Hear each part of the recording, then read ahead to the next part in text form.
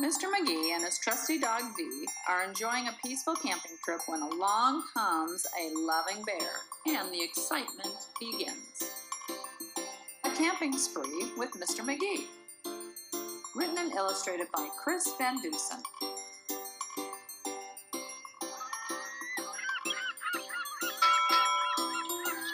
Early one morning at 7:03, Mr. McGee and his little dog Dee packed up the camper and hitched up the load, hopped in the Rambler, and then hit the road. They drove to the mountains far from the sea for 2 nights of camping, or possibly 3. There's nothing like camping, said Mr. McGee.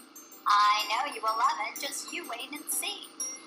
The views are fantastic. There's hardly a sound. Aside from the wildlife, there's no one around. And the air is so sweet, you'll sleep like a log, said Mr. McGee to his small spotted dog. A few hours later, they took a sharp right and found a great spot to lay camp for the night. It was high on a hill with a beautiful view of Mount Adams, Mount Lincoln, and Jefferson, too.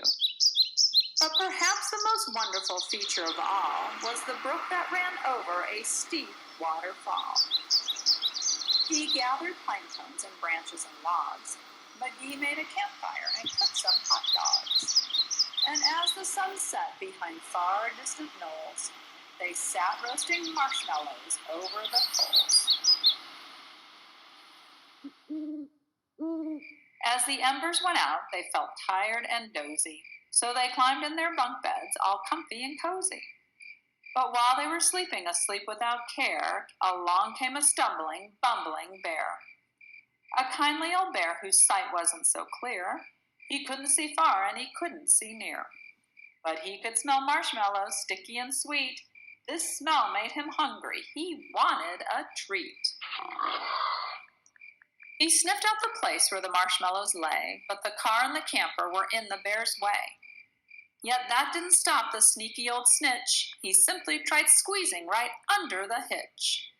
And as he was shimmying into the gap, he pushed up the hitch, which let go with a snap. Now that camper and car were untied. They started to roll down the rocky hillside.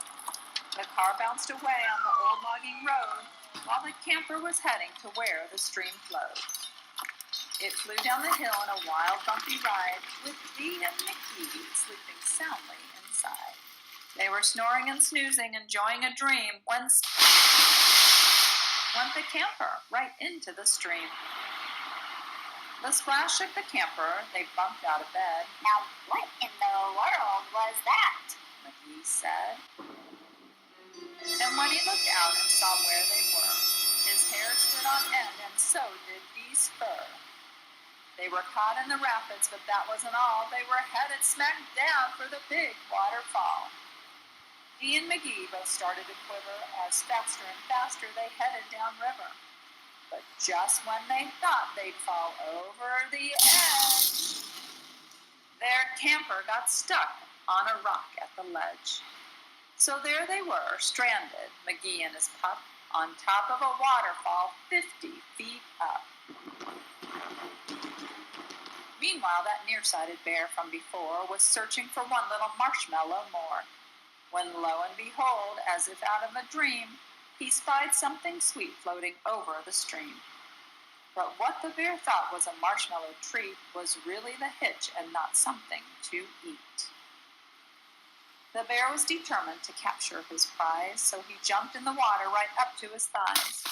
He splashed through the stream to the edge of the fall and snatched up the trailer hitch, camper and all. Dee felt a tug. McGee heard a knock as the bear pulled the camper right off of the rock. He dragged them both all the way back to the bank when he realized the hitch was not sweet but quite rank. He spit out the hitch and left in dismay, while McGee and Dee's camper again rolled away.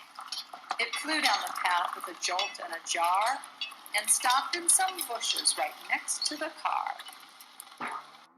Dee popped her head out. McGee looked out too. Had they really stopped rolling? Could it be true? At last things were quiet and peaceful and still. They hooked up the hitch and drove off down the hill. And on the way home, McGee said to Dee, "That trip wasn't quite like I thought it would be." So when they got home with the sky turning red, they decided to camp in the backyard instead.